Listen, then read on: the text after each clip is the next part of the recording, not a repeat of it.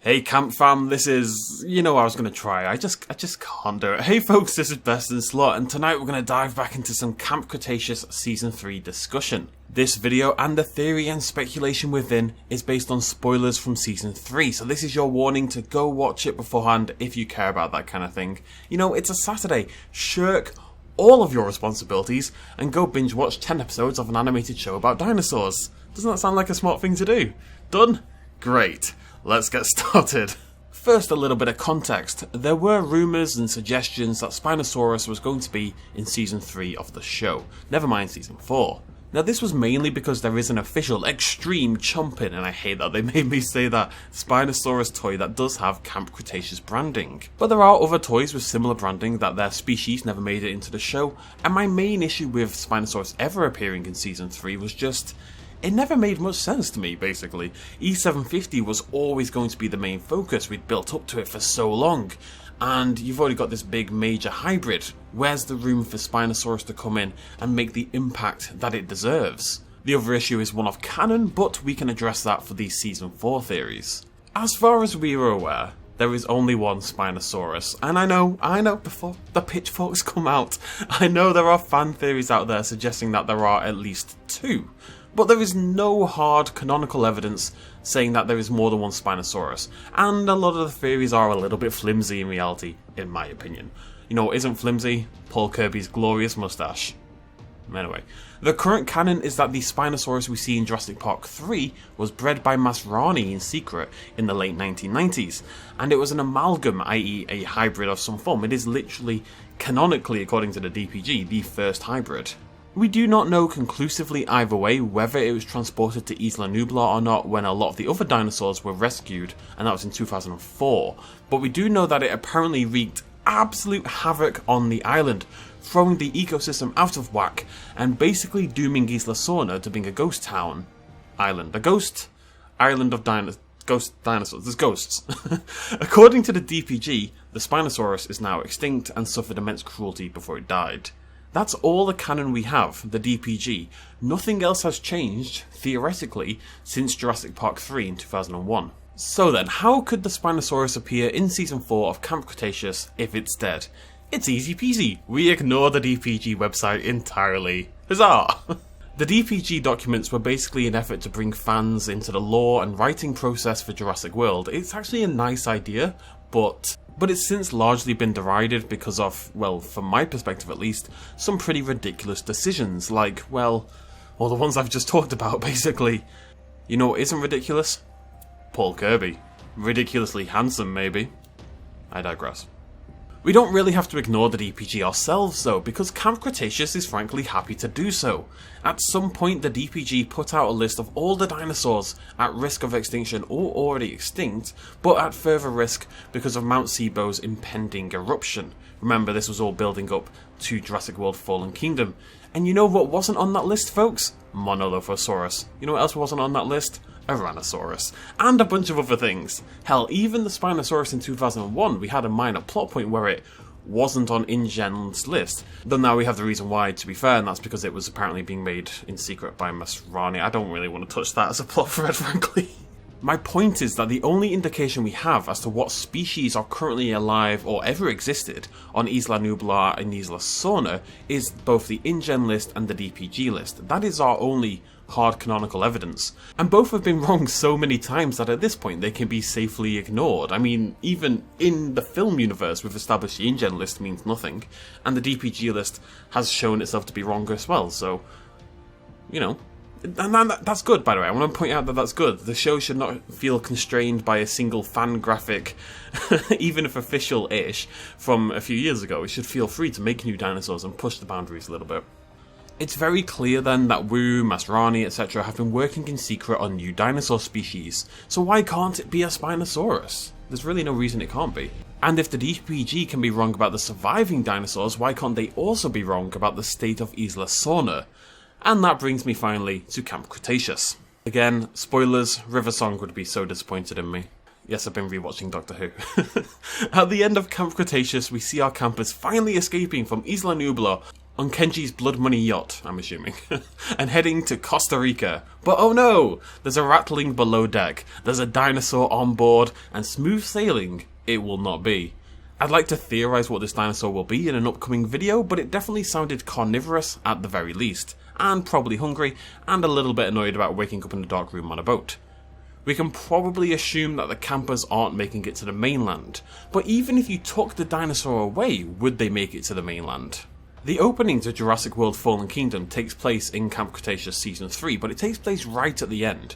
We are only 6 months post Jurassic World at this point in time. Fallen Kingdom itself and the Mount Sibo eruption isn't going to happen for well over a year at this point. So the kids, if they go back to the mainland, they'll have nothing to do. There will be nothing to do for like an entire year, year and a half or something like that, until the Mount Sibo eruption. And even then we have to wait for, dinosaurs to make it actively onto the mainland, assuming that Season 5 or 6 or whatever will tie into Jurassic World Dominion, where dinosaurs are everywhere basically on the actual mainland. So the show needs to kill time. There's a gap here, there's a timeline gap that needs to be filled. And if we assume the show isn't going to revert back to Isla Nublar for a 4th bloody time, then we can assume they end up on the big island nearby, my beloved Isla Sorna. You know who else was on Isla Sorna? Paul Blimmin' Kirby, that's right. I should mention very quickly that they could also canonically establish a long discussed possible Site C, but most of what I'll talk about could also probably apply there as well. The kids crashing aboard Isla Sorna after being attacked by a stowaway dinosaur seems immensely likely to me. It allows the show to keep the established running from dinosaurs on an island theme going. It's a very long theme, I know.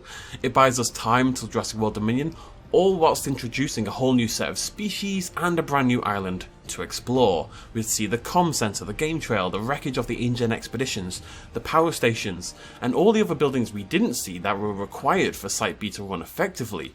Remember that Isla Sorna was effectively a dinosaur breeding centre, where the dinosaurs were created before being shipped off to Isla Nublar and the park itself. There is so much of the island we never got to see, and it is a widely beloved island by the fanbase, and we know Trevorrow is big, bless him, on giving the fans what they want. He's a good egg, really, Trevorrow. He's a good egg. As a little bonus evidence, and minor spoilers for Dominion here, but I do mean so very minor, we have seen some images of crates from Jurassic World Dominion that are marked for Isla Sorna. So the island is going to factor into some way. Now I do have my own theories on this that I can't cover here without going further into spoilers, but it exists, is the point. Maybe they're reeling a little bit from the fan backlash at destroying the island in the first place, ecologically destroying the island I should say, and Dominion and Camp Cretaceous are going to do some work to retcon that. We know Camp Cretaceous is going to tie in with Dominion. This is a good way to do it. So let's run with this theory that they end up on Sorna. If you have an alternate theory, do let me know, but I'm basically 100% sure they don't end up on the mainland in Season 4. The timeline just does not work at all. Now each season of Camp Cretaceous has had a big bad. Indominus Rex, Rexy, E750, and there's always a smaller dinosaur or two knocking around as well. Toro in Season 1, Baryonyx Trio Season 2, Monolophosaurus in Season 3. But there is usually a major, large, antagonistic threat. You need these multiple-sized dino threats to keep things interesting, and the show has found its groove in that respect. It's groovy.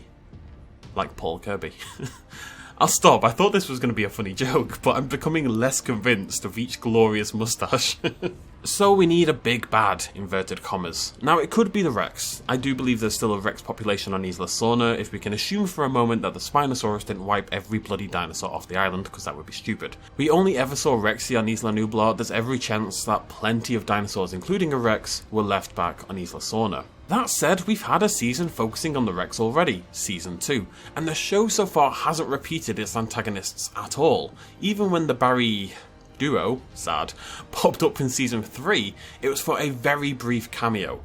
Likewise, the Ceratosaurus, it was very brief. Eesh.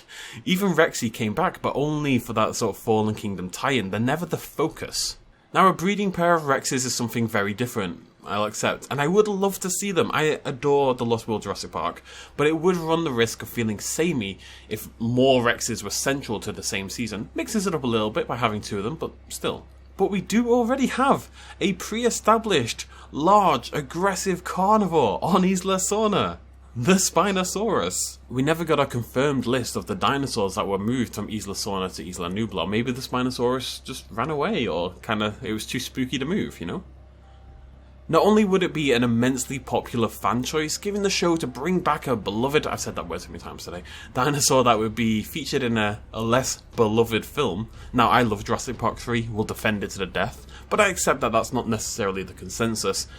And it would introduce a threat that we haven't seen before in Camp Cretaceous. It also plays really heavily on nostalgia, which if you see my Easter egg videos, you'll know is something Camp Cretaceous is very eager to do. And finally, it gives the show a chance to do what it really does best, round out the world of Jurassic Park World. The Spinosaurus and the state of Isla badly needs proper backstory and explanation. It's a loose thread explained in documents tucked away on a website that 99% of the people watching these shows and these films will never ever read. We need a real canonical, and yes, Camp Cretaceous is canonical, whatever your ego wants to say, dive into the island and its population. Camp Cretaceous has been great at giving us more backstory to existing Jurassic World plot threads. You know, the Fallen Kingdom, Indominus Rex retrieval, we saw more on that. Wu's hybrid development, the state of Blue, etc. And this fits right in there beautifully. Throw in the fact that we do have an official Camp Cretaceous toy, nowhere else for the campers to go, a gap ready to be filled by a large carnivore, no other established species to fill it, and the fact it would be an immensely popular decision with the fans, I'm assuming. Well, I was 99% sure that Spinosaurus was never going to appear in Season 3. Didn't make any sense to me. But I would put decent money, if I had any, life is pain, that Spinosaurus will make it into Season 4. Of course, I'm prepared to eat crow if I'm wrong, but hey, that's the point of these theories, right? Have an idea, try to justify it, hopefully squeeze money out of your ailing YouTube career, and then see if you're right in the future. That's the fun bit as well. Feel free to come back and mock me in 4 months' time, or indeed praise me, if I'm psychic, which I am. Anyway, that's it from me, folks. Let me know what you think down below. Do you buy into this sort of chain of speculation? Would you be excited about the return of the Spinosaurus? What's your favourite flavour of ice cream? Etc. If you enjoyed the video, please consider throwing me a like and a subscription if you're new to the channel. Thanks for joining me. I'll see you lovely folks next time. Cheers. Much love. As always, well, no surprise, Paul Kirby. You can't stop me, yeah!